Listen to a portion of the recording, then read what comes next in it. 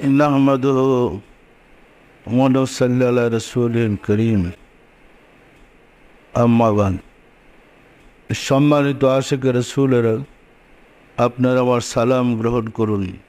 আসসালামু আলাইকুম ওয়া রাহমাতুল্লাহি ওয়া বারাকাতুহু। সম্মানিত আশিক রাসূলেরা নিশ্চয়ই আপনারা অবগত আছেন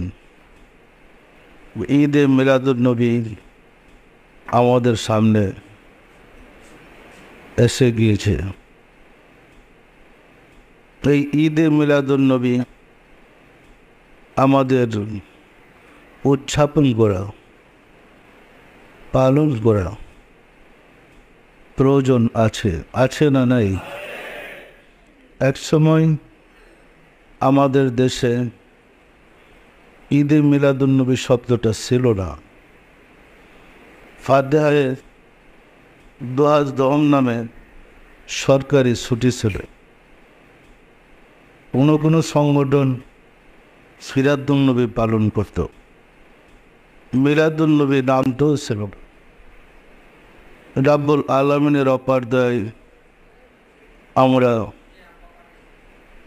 চেষ্টা করে ঈদে মিলাদুন নবীকে 96 সাল থেকে সরকারিভাবে রাষ্ট্রীয়ভাবে বাস্তবায়ন করার সুযোগ পেয়েছে। আমার মনে আছে, আপনারা হয়তো জানেন, প্রথম বছর যখন আমরা ঈদে মিলাদুন নবী প্রস্তাব দিয়ে বাস্তবায়ন করেছিলাম এবং বাংলাদেশ সরকার ঈদে মিলাদুন নবীর পক্ষকালব্যাপী সেমিনার বাইতুল মুকাররমে উদযাপন করার জন্য তৎকালীন রাষ্ট্রপতি ও ধর্মমন্ত্রী অংশগ্রহণ করেছিলেন। ওই অনুষ্ঠানে এক শ্রেণীর লোক জুতা হামলাও করেছিল।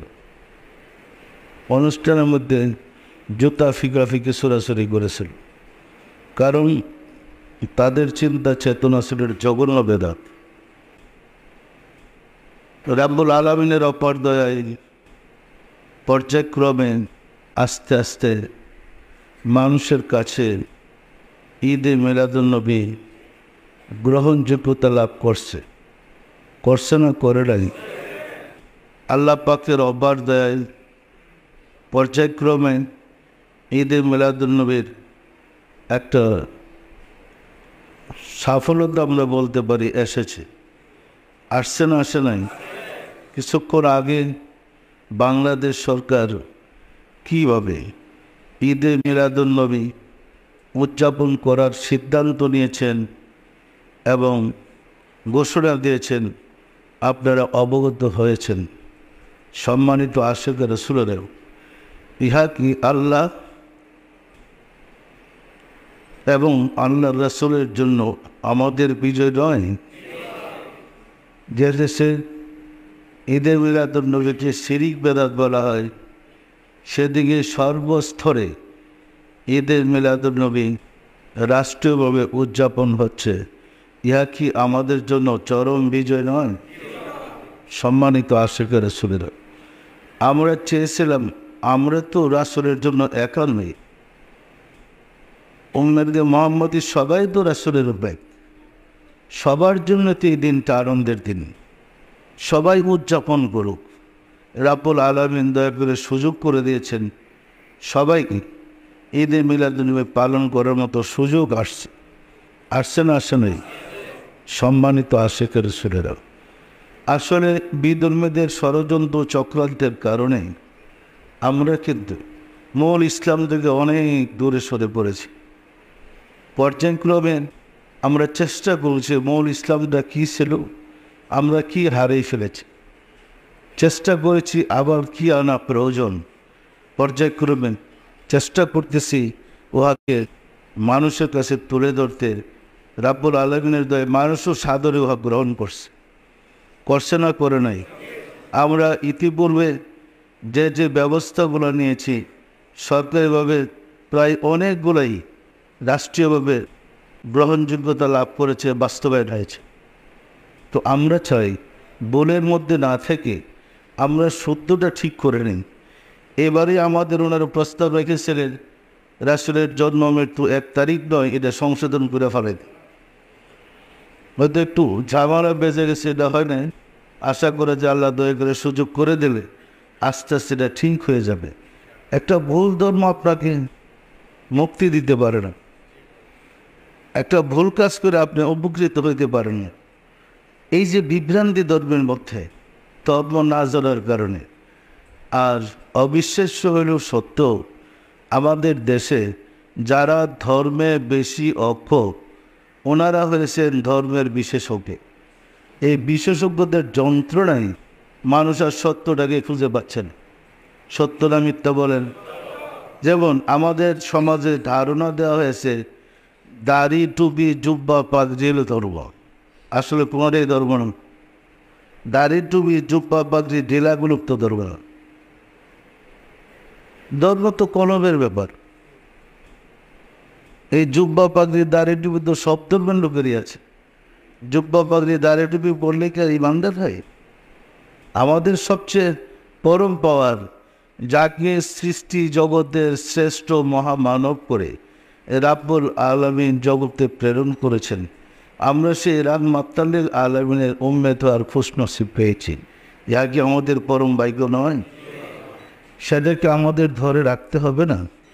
রাসূল কী চেয়েছেন? আপনি এখনও আরবে যান, এক শ্রেণীর লোক এসে বলছে, ইয়া রাসূলুল্লাহ, আমরা ইসলাম গ্রহণ করতে পারে টিকি রাখবো। ওই যে পিছন দিক দিয়ে সারা মাথা মুন্ডাইয়া পিছনে 1 বিঘত লম্বা 1 গোছ চুল রাখে টিকি। টিকি বোঝেন তো? যে আমরা টিকি রাখবো, ইসলাম গ্রহণ করতে পারি। আল্লাহ রাসূল বললেন, টিকিতে তোমাকে ধর্ম থেকে দূরে সরাইবে না, ইমান থেকে দূরে সরাইবে না, আমার থেকে দূরে সরাইবে না। রাখো, আমাকে বিশ্বাস করো। আরেক শ্রেণীর লোক এসে বলছেন, ইয়া রাসূলুল্লাহ, আমরা সন্ধ্যার সময় উলুধ্বনি দেব, ইসলাম গ্রহণ করতে পারে। আল্লাহ রাসূল বলেন, আপত্তি নেই, ইসলাম গ্রহণ করো, আমাকে বিশ্বাস করো, কিন্তু তুমি উলুধ্বনি দেয়। এখনও আরবে হজের সময় দেখা যায় এক শ্রেণীর লোক মাগরিবের নামাজের সময় উলুধ্বনি দেয়। এরা কিন্তু হিন্দু মনে করেন না, এরাও মুসলমান, এরাও রাসূলের আসে। আরেক শ্রেণীর লোক বললো, ইয়া রাসূলুল্লাহ, আমরা ইসলাম গ্রহণ করতে পারি, আমরা পয়তা বলবো। পয়তা বোঝেন তো? আল্লাহ রাসূল বললেন, পয়তা তোমাকে ইমান ঠেকাইবে না, পড়ো পয়তা, তবু আমাকে বিশ্বাস করে। দেখেন তো রাসূল কত উদার মনের লোক ছিলেন। ছিলেন না? ছিলেন না? উনি চেয়েছেন মানুষকে মুমিন বানাইতে। কিন্তু কেউ এসে বলে না, ইয়া রাসূলুল্লাহ, আমরা জুব্বা, পাগড়ি, ঢিলাগুলো পরব, আমাদেরকে ইমানদার বানান না। এই কথা কেউ বলেও নাই, আর রাসূল অনুমতিও দেয়নি। পরিষ্কার না? পরিষ্কার না? আমাদের অনেকগুলা ভ্রান্ত ধারণা আছে। মানব জাতির আদি পিতাকে বলেন তো? আদম আলাইহিস সালাম। মানব জাতির আদি পিতাকে আদম আলাইহিস সালাম। আর মুসলিম জাতির আদি পিতাকে ইব্রাহিম আলাইহিস সালাম। আর মুমিনদের আদি পিতাকে, দেখেন, এক হলো মানব জাতি, এক হলো মুসলিম জাতি, আর এক হলো মুমিন জাতি। তাহলে মুমিনদের আদি পিতাকে রাসূল সাল্লাল্লাহু আলাইহি সাল্লাম, আর মুমিনদের পিতাকে আপন আপন মুর্শিদ। পরিষ্কার? মুমিনদের পিতাকে আপন আপন মুর্শিদ, আর মুমিনদের আদি পিতা রাসূল সাল্লাল্লাহু আলাইহি সাল্লাম। মুসলমানদের আদি পিতা ইব্রাহিম আলাইহিস সালাম, এবং মানব জাতির আদি পিতা সম্মানিত আশিক রাসূলের। মানব জাতির আদি পিতা অর্থাৎ হচ্ছে আদম থেকেই মানে এই পৃথিবীতে মানবের সিস্টেমটা চালু হয়েছে। এই গ্রহে আদম এবং হাওয়া থেকে মানবের সিস্টেমটা আসছে, তাই মানব জাতির আদি পিতা। কিন্তু আমরা মনে করি আদম সবচেয়ে বড় নবী, কথাটা কিন্তু ঠিক না। কি বলেন? এই আদম আলাইহিস সালাম নূরে মুহাম্মাদীকে ধারণ করার কারণে উনি নবী হয়েছেন। আপনার রাসূল বলেন, বুইস্তু মুআল্লিমান, আমি শিক্ষক রূপে প্রেরিত হয়েছি। মানে জন্মের আগের দিনও শিক্ষক ছিলেন। অন্যত্র আল্লাহ রাসূল বলেন, আদম যখন মাটি এবং পানির মধ্যে অবস্থান করেন, তখনও আমি নবী ছিলাম। তাহলে আদম নবী হয়েছেন রাসূলের নূরে মুহাম্মদীকে ধারণ করার কারণে। কতটা পরিষ্কার বুঝে না আসলে আপনি ধর্মটা করবেন কি? শুধু মারফতই ডাকবেন? আগে মারফত তো জাহের হওয়ার দরকার আছে, কি বলেন? নূরে মুহাম্মদীকে যিনি ধারণ করেছেন ওই যুগে তিনি হয়েছেন নবী। তাহলে প্রথম নূরে মুহাম্মদীকে ধারণ করেছেন আদি পিতা বাবা আদম আলাইহিস সালাম। পর্যায়ক্রমে প্রত্যেক নবী নূরে মুহাম্মদীকে ধারণ করার কারণেই নবী হয়েছেন। সকল নবীগণ, সকল রাসূলগণ নূরে মুহাম্মদের ধারক ছিলেন। প্রথম পোস্টটা ছিল নূরে মুহাম্মদী যারা ধারণ করেছে তাদেরকে নবী বলেছেন। নবী অর্থ সংবাদবাহক। ওনাদের কাছে সংবাদ আসতেন, রেসালাত আসতেন। পরবর্তীতে রাসূল হয়েছে নূরে মুহাম্মদীকে ধারণ করার কারণে। রাসূল যারা হয়েছেন তেনাদের অবস্থানটা এইরকম যে আস্তে আস্তে মানুষ যখন ক্ষেত্র তৈরি করেছে, বিধান গ্রহণ করার যোগ্যতা লাভ করেছে, তখন রাব্বুল আলামিনের পক্ষ থেকে বিধান দিয়েছেন। বিধান গ্রহণ করার যোগ্য না হওয়া পর্যন্ত তার বিধান দিতে পারেন না। যারা বিধান দিয়ে গেছেন তাদেরকে রাসূল বলে, যারা রেসালাত দিয়ে গেছেন। রাসূলদের অধীনে নবী থাকেন। যেমন যিনি মুর্শেদ তার অধীনে খলিফা থাকে, ওই রকম রাসূলের অধীনে নবীরা খলিফা। যেমন ইব্রাহিম আলাইহিস সালাম ছিলেন রাসূল, ওনার খলিফা ছিল 3 জন, ইসমাঈল আলাইহিস সালাম, ইসহাক আলাইহিস সালাম আর লূত আলাইহিস সালাম, বাতিজা লূত আলাইহিস সালাম। এই 3 জন ছিল নবী। আর এই নবীদের পরিচালক ছিলেন হযরত ইব্রাহিম আলাইহিস সালাম। মূসা আলাইহিস সালাম ছিলেন রাসূল, ওনার অধীনে ছিল 2 জন নবী, শুআয়ব আলাইহিস সালাম আর হারুন আলাইহিস সালাম। পরিষ্কার না? পরিষ্কার না? আমাদের রাসূলও প্রথম নবী ছিলেন, পরবর্তীতে রাসূল হইলেন, এরপরে ইমামুল মুরসালিন হইলেন। এর কারণ আছে, আপনারা সবাই জানেন রাসূলের পরে নবুয়ত শেষ, আর কোনো নবী আসবে? তাহলে রাসূলের পরে কি ধর্ম শেষ? আর কোনো মানুষের মুক্তি হবে না? বিষয়টা বোঝার অপেক্ষা রাখে। আমরা মনে করেছি রাসূলই শেষ শিক্ষক, আর কোনো শিক্ষক আসবে না। কথাটা কিন্তু ঠিক না। রাসূল শেষ নবী, শেষ রাসূল। কোনো নবী আসবেন না, কোনো রাসূল আসবে না, তবে তিনি ইমাম। ইমাম অর্থ সমস্ত রাসূলদের, সমস্ত নবীদের তিনি নেতা। নেতা আসার পরে পাতি নেতা আর উপনেতার কোনো স্থান থাকে না, কি বলবেন? যেমন একটা স্টেজে প্রধান বক্তা এসে গেলে এর আগে যে বক্তৃতা যারা দেন তারা এমনি বসে পড়ে, কি বলেন? প্রধান বক্তার আগ পর্যন্ত বাসন বুসন যাই দেখ সবাই বলতে থেকে আসতেছেন, কিন্তু সকল নবী, সকল রাসূল বলতেছে আসতেছেন, কিন্তু যাকে ধারণ করে আমি নবী হয়েছি, যার নূর ধারণ করে আমি রাসূল হয়েছি, তিনি আসছেন। তিনি সশরীরে দলির দ্বারায় যেদিন তাশরীফ নিলেন, সেই সময়টা সমগ্র সৃষ্টির জন্য সবচেয়ে বেশি আনন্দের ছিল। কারণ তার সংবাদ বহন করার জন্য 1,24,000 নবী রাসূল আল্লাহ পাঠিয়েছে, শুধু তার সংবাদটা জানানোর জন্য। তারা পাশাপাশি ধর্ম প্রচার করেছেন, কিন্তু তার সংবাদটা বহন করার মেন কাজ ছিল। পরিষ্কার না? পরিষ্কার না? অর্থাৎ কুল কায়নাতের রহমত জগতে দলির দ্বারায় সশরীরে তাশরীফ নেবেন, ক্ষেত্র তৈরি করার জন্য 1,24,000 নবী প্রেরিত হয়েছে। তার প্রমাণ কোরআন, পবিত্র কোরআনেই বর্ণিত হয়েছে। আপনার দ্বারা আজকে আমি আমার দিনকে পরিপূর্ণ করলাম। এর আগে যারা এসেছিল অপরিপূর্ণ, পূর্ণ ছিলেন না, তারা শুধু পরিপূর্ণের সংবাদ বহন করে নিয়ে আসছে। যিনি পূর্ণ করতে আসবেন তিনি আসছেন। তিনি যখন আসলেন তিনি পরিপূর্ণ বিকাশ হলেন তখনই যখন তিনি মেরাজ গমন করেছিলেন। সত্য না মিথ্যা বলেন? মেরাজে যাওয়ার আগে অর্থাৎ মেরাজের রজনীতে তিনি আল্লাহর পক্ষ থেকে খেতাব পেলেন ইমামুল মুরসালিনা খাতামুন নবীন। সমস্ত নবী সমস্ত রাসূলদের ইমাম তিনি। সম্মানিত আশিক রাসূলেরা, আমাদের কাছে কি বিষয়টা পরিষ্কার? এ সমস্ত নবী রাসূলগণ নূরে মুহাম্মদীকে ধারণ করে নবী হয়েছেন, এই বিষয়টা কি পরিষ্কার? এরপরে যারা নূরে মুহাম্মদীকে ধারণ করেছেন, সংবাদ দিয়েছেন, তারাই কিন্তু ঘোষণা করেছেন আমার পর তিনি আসতেছেন।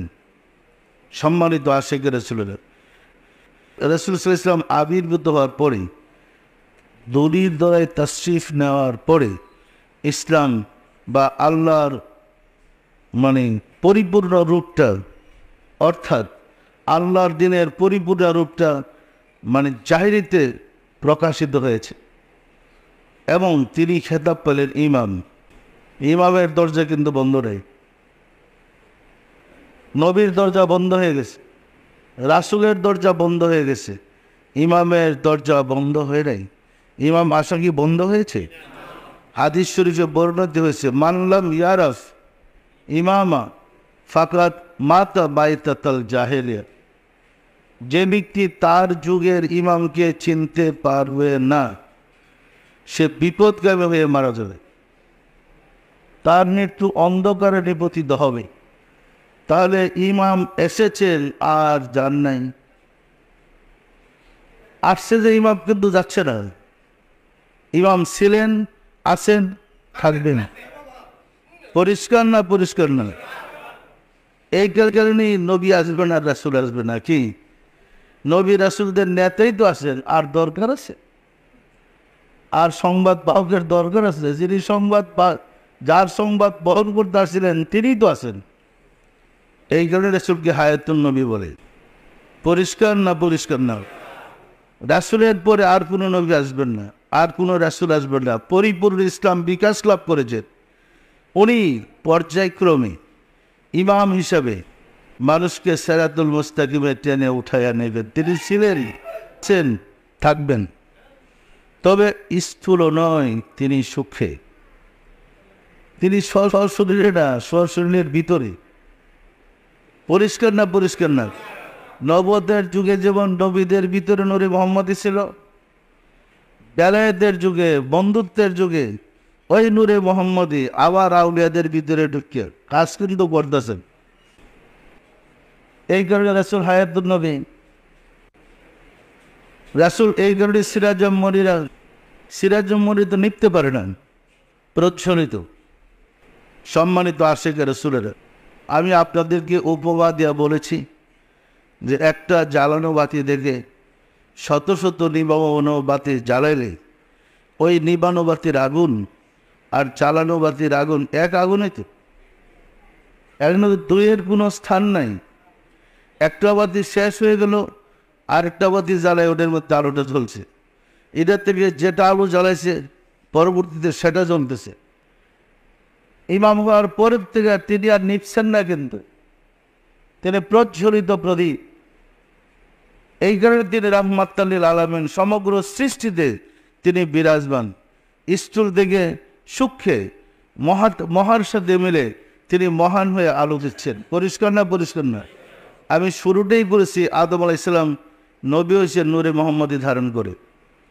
বেলায়েতের যুগে যারা ওলি আল্লাহ হয়, মুজাদ্দিদ হয়, ইমাম হয়, তারা কিন্তু নূরে মুহাম্মদী ধারণ করে হয়। তাহলে আদম নূরে মুহাম্মদী ধারণ করে নবী হয়েছে। বেলায়েতের যুগে যারা ইমাম হচ্ছে, মুজাদ্দিদ হচ্ছে, তারা কিন্তু নূরে মুহাম্মদী ধারণ করে হয়েছে। পরিষ্কার না? পরিষ্কার না? তাই নূরে মুহাম্মদী অতীত ছিলেন, বর্তমানে আছে, শেষও থাকবে। শুধু কেবল বাহন থেকে বাহনে আরোহণ করে মানুষকে উদ্ধার করছেন। তিনি হায়াতুন নবী, নবুয়ত তো শেষ হয় নাই, ওনার হায়াতি জিন্দেগি তো শেষ হয় নাই। নূরে মুহাম্মদের শেষ তো মহাপ্রলয়। পরিষ্কার না? পরিষ্কার না? এখন আপনার রাসূল যদি কুল কায়নাতের রহমত হয়, সেই রাসূলকে পাওয়া চরম এবং পরম ভাগ্য নয় কি? আমাদের জন্য চরম পরম ভাগ্য নয় কি? আমরা তাকে খাটো করে দেখতে যাব কোন দুঃখে? এইরকম কোনো বুক আসেনি সে সমাজে গিয়ে বলে আমার বাপ গরিব, সমাজে বলে আমরা অসহায়। আমরা কুল কায়নাতের রহমত, সমস্ত ধনভাণ্ডারের চাবি রাসূলের হাতে। আমরা সেই রাসূলকে 70 তালি বানাইতে গেলাম কার বুদ্ধি? রাসূল নিজে বলেন সমগ্র ধনভাণ্ডারের চাবি আমার হাতে। যার হাতে সমস্ত ধনভাণ্ডারের চাবি, আমরা তাকে গরিব বলছি। এতে বোঝা যায় আমরা রাসূল সম্বন্ধে জানি না। সত্য না মিথ্যা বলেন? দেখেন কি বোকামি প্রচার করা হচ্ছে রাসূল সম্বন্ধে। এখনও মাদ্রাসায় পড়ে, এখনও বোধহয় আলেমে পড়ে। এটা প্রচার করা হচ্ছে রাসূল ইহুদিন খেজুরের বাগানে পানি দিতে গিয়েছিলেন, এক বালতি পানি উঠেতেন, 2টা করে খেজুর পাইতেন। ওই রশিটা বালতির সিরা যখন বালতি কূপের ভিতরে পড়ে গেছে, ইহুদি এসে একটা থাপ্পড় মারছে রাসূলকে, নাউজুবিল্লাহ। এটা কিন্তু পড়ে না হয় মাদ্রাসায়। রাসূল যখন মক্কায় ছিলেন, মক্কাতে একজন ইহুদিও ছিল না।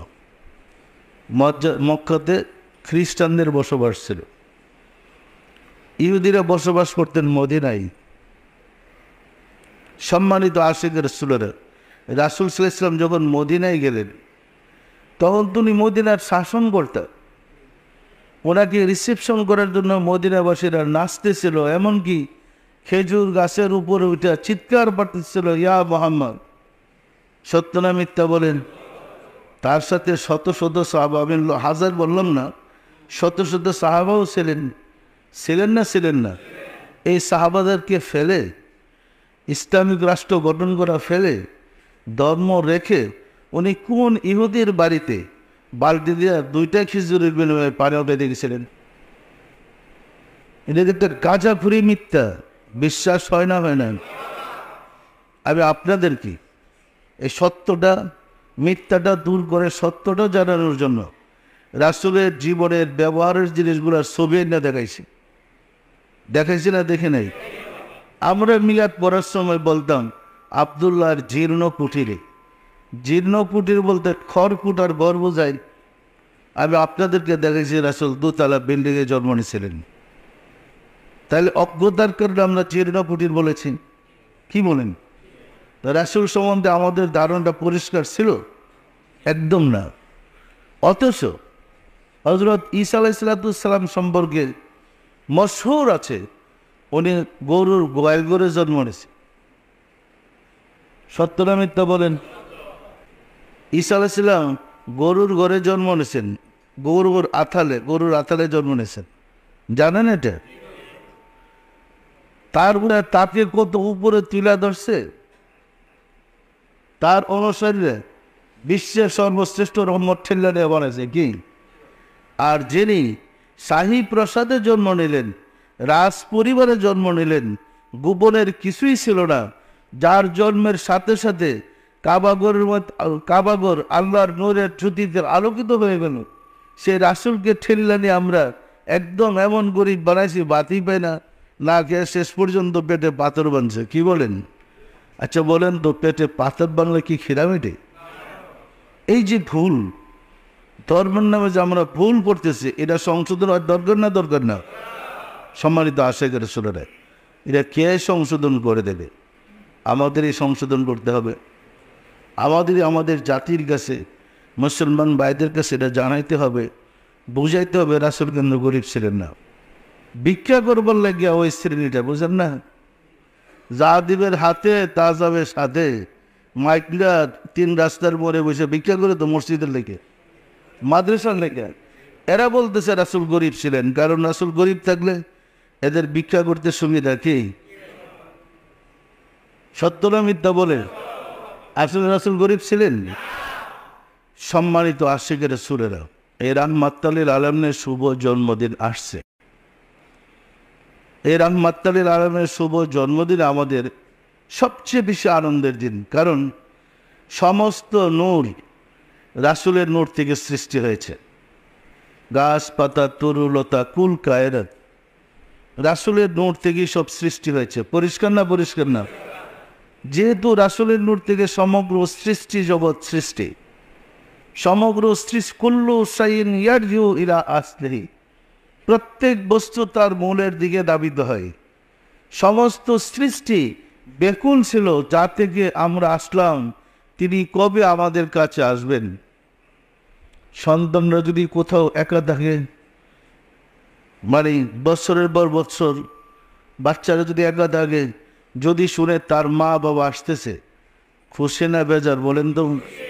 পাগল হয়ে যায়, কবে মায়ের গুণে ফিরে যাব। সমগ্র সৃষ্টি রাহমাতুল লিল আলামিনকে পাওয়ার জন্য বেকুল ছিলেন, পাগল ছিলেন, বেহাল ছিলেন। না জানার কারণে আমরা বলছি এটা শিরিক বেদাত। এই কারণে এই দিনটা সবচেয়ে বেশি আনন্দের। আমরা সেই আনন্দের দিনটা আনন্দ মিছিল করতে যাচ্ছি। আপনারা রাজি আছেন? আমরা আনন্দের দিনটা শান্তির সাথে উপভোগ করতে চাচ্ছি। রাজি আছেন? দেখেন, আমরা ঈদের আনন্দ করি কোথায়? ঈদ উল ফিতরে, ঈদ উল আজহায়। রাসূলের ঈদের সাথে, রাসূলের জন্মের ঈদের সাথে এদের কোনো তুলনাই হয় না। ঈদ উল ফিতরের তো কি ফিতরাতের ঈদ, গরুর মুখে ঠুসি লাগে না, মানে খেতে পারে না। তো এক মাস আমরা রমজান মাসে বিধান অনুযায়ী ঠুসি লাগাই দিছে, দিনের বেলা খাইতে পারবেন না। প্রথম যখন ঠুসিটা খুলছে, তো আনন্দ, এখন খাইতে পারলাম দিনের বেলে। এই আনন্দকে ঈদ উল ফিতর বলে। ঈদের সাথে শর্ত আছে, তুমি যে দিনে খাওয়া, একবার যে তুমি রোজা পালন করছো, তোমার রোজা কবুল হইতে হবে।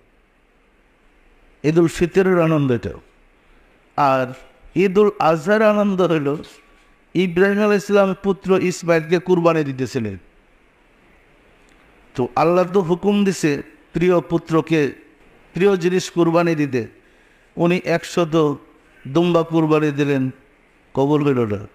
100 উট গরু কুরবানি দিলেন, আল্লাহ বলেন হয় নাই, ফের গরু। উনি তৃতীয়বার 100 উট কুরবানি দিলেন, কবুল হইল না। শেষ পর্যন্ত আল্লাহই বলে দিলেন তোমার পুত্রকে কুরবানি করো। অথচ পুত্র ছিলেন সবচেয়ে প্রিয়। পিতাজন পুত্রকে কুরবানি করতেছিলেন আল্লাহর হুকুমে। কুরবানি করতে গিয়ে চোখ বেঁধে কুরবানি শুরু করেছিলেন দুইজনই। জানেন তো ঘটনা? যখন কুরবানি হইল, আমি সংক্ষেপ বলছি, যখন কুরবানি হইল, হওয়ার পরে ওই চোখ থেকে কাপড় খোলা, মানে ব্যান্ডেজ খুলে বাঁধানো কাপড়টা খুলে দেখে ছেলে তো পাশে দাঁড়িয়ে দিছে, দুম্বা কুরবানি হয়ে গেছে। এটা আনন্দের না কষ্টের বলেন তো? আরে আমার ছেলে তো বাচ্চা গেছে। এই যে খুশি, এই খুশিটা উপভোগ করার জন্য কুরবানির ঈদ আসছে। মানুষের পরিবর্তে পশুর কুরবানি আসছে, না হয়তো মানুষই কুরবানি দেওয়া লাগতো। এটা আনন্দের না? আনন্দের না? এ তো ইব্রাহিম আলাইহিস সালামের। আপনার রাসূলের আনন্দটা কোথায়? তাহলে এই দুইটা ঈদ একদম ম্লান হয়ে যাবে রাসূলের ঈদের সামনে আনলে। কি বলেন? সত্য না মিথ্যা বলেন? মুসলিম জাতির জন্য কুরবানি আসছে, যেহেতু মুসলিম জাতির আদি পিতা ইব্রাহিম আলাইহিস সালাম। আর মোমেনদের ঈদ হলো রাসূলের জন্মের ঈদ। পরিষ্কার না? পরিষ্কার না?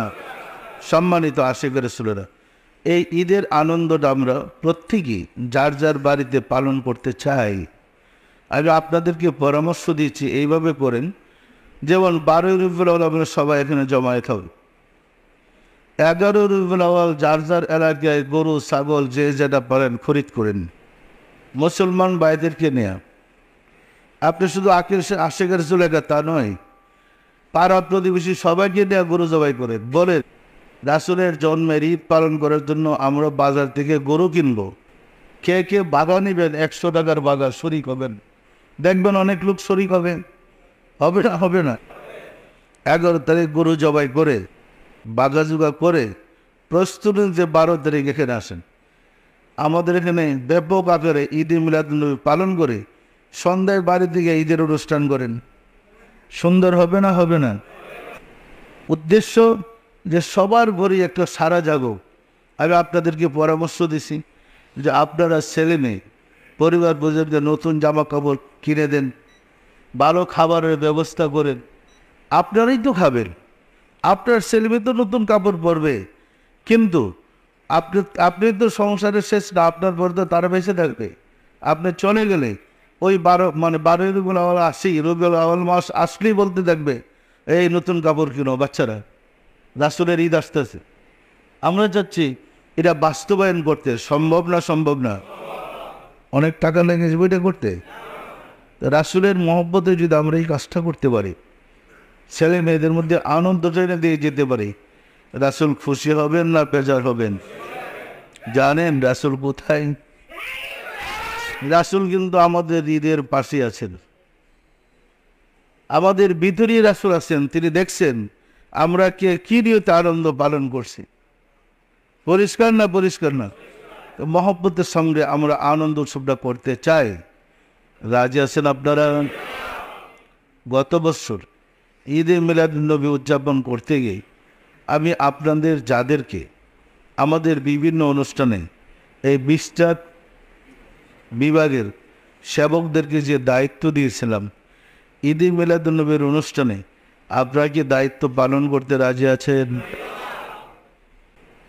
তাহলে আমি আপনাদেরকে আল্লাহর পক্ষ থেকে, আল্লাহর রাসূলের পক্ষ থেকে দায়িত্ব বুঝাই দিলাম। আপনারা সুন্দর সুষ্ঠুভাবে দায়িত্ব পালন করেন। মনে রাখবেন এই ঈদ, এই আনন্দ আম্বিয়া কিরামদের জন্যে, আউলিয়া কিরামদের জন্যে, রাব্বুল আলামিনের জন্যে, সমগ্র সৃষ্টির জন্যে। ধর্ম না জানার কারণে, আমাদের অন্তর্দৃষ্টি খোলা না থাকার কারণে আমরা দেখছি না, উপলব্ধি করতে পারছি না। সম্মানিত আশিক রাসূলেরা, যার যার দায়িত্ব আপনারা পালন করেন। প্রয়োজন হলে আপনাদের যদি সহকর্মীদের আরও লোক সংযোগ করতে হয়, আপনারা সংযোগ করে নিতে পারেন। আসুন রাব্বুল আলামিনের সাহায্য চাই, তিনি যেন দয়া করে তার প্রিয় হাবিবের ঈদে মিলাদুন্নবী উদযাপন করার সুযোগ করে দেন। আমিন। আউযু বিল্লাহি মিনাশ শাইতানির রাজিম। বিসমিল্লাহির রহমানির রহিম। আস্তাগফিরুল্লাহ রাব্বি মিন কুল্লি জামবি ওয়া আতুবু ইলাইহি। আয় আল্লাহ, জীবনভর নফসের খায়েশে, শয়তানের ফেরেবে যত প্রকার গুনাহ করিয়াছি, সমস্ত গুনাহ হইতে তোমার নিকট তওবা করিতেছি।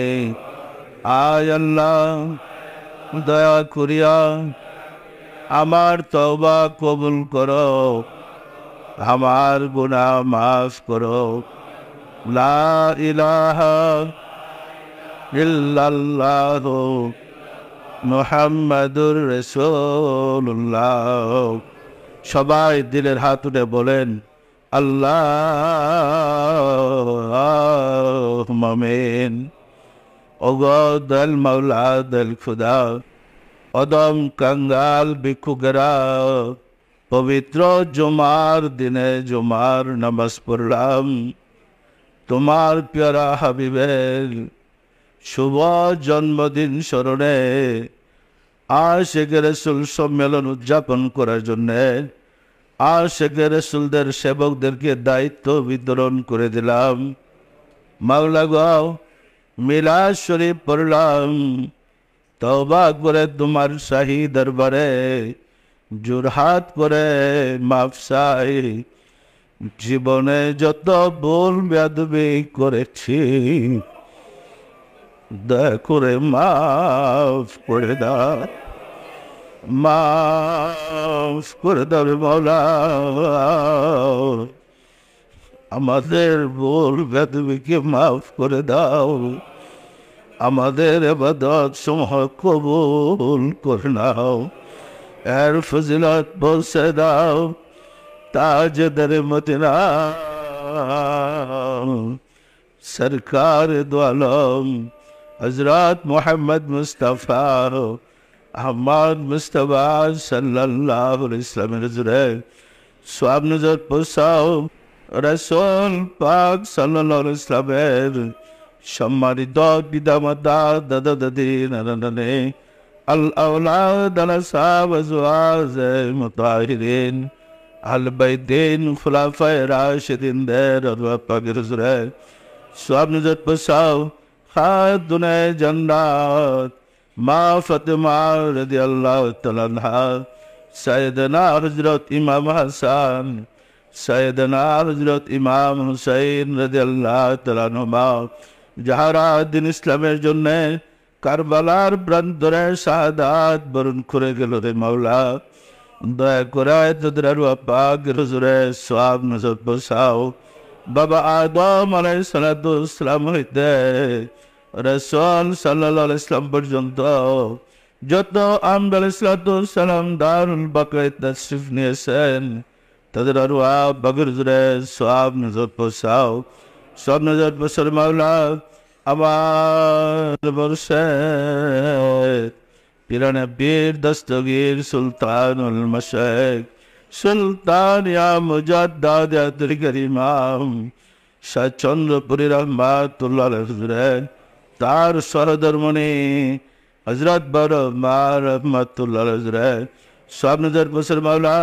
হযরত খাজা বাউদ্দিন নকশবন্দ রহমাতুল্লাহ, মুজাদ্দিদ আল ফেসানি রহমাতুল্লাহ, খাজা মাইনুদ্দিন চিশতি রহমাতুল্লাহ, বড় পীর আব্দুল কাদের জিলানী রহমাতুল্লাহ, তাদের তরিকার সিলসিলায় যত পীর ওলি গাউস কুতুব, তামাম পৃথিবীর মোমেন মোমেনাত যে যেখানে ইন্তেকাল করেছে মাওলা, দয়া করে তাদের আরওয়াহ পাকের হুজুরে সওয়াব নজর পৌঁছাও।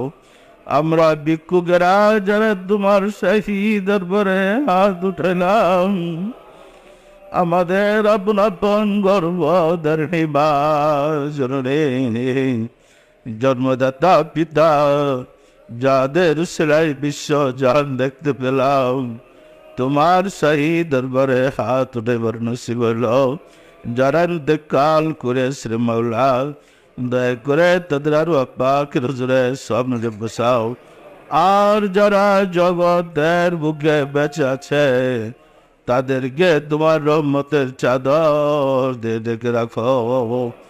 আমাদের মহব্বতের স্ত্রী, শ্রদ্ধেয় শ্বশুর শাশুড়ি, দাদা দাদি, নানা নানি, খালু খালা, ছেলে মেয়ে খেসাক রাবা, জয় যেখানে ইন্তেকাল করেছে মাওলা, দয়া করে তাদের আরওয়াহ পাকের হুজুরে সওয়াব নজর পৌঁছাও।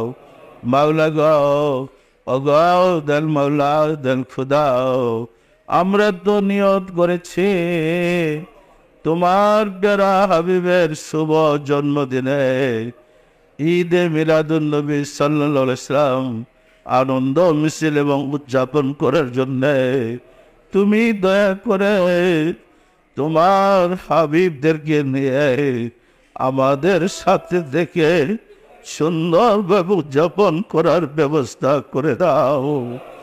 আমরা যেন গোলামি করে নিজেদের মুক্তির ব্যবস্থা করতে পারি, দয়া করে সুযোগ করে দাও। আমাদের মুনাজাতকে কবুল করে নাও, আমিন। বাহাউল্লা ইলাহা ইল্লাল্লাহ মুহাম্মদ রাসূলুল্লাহ।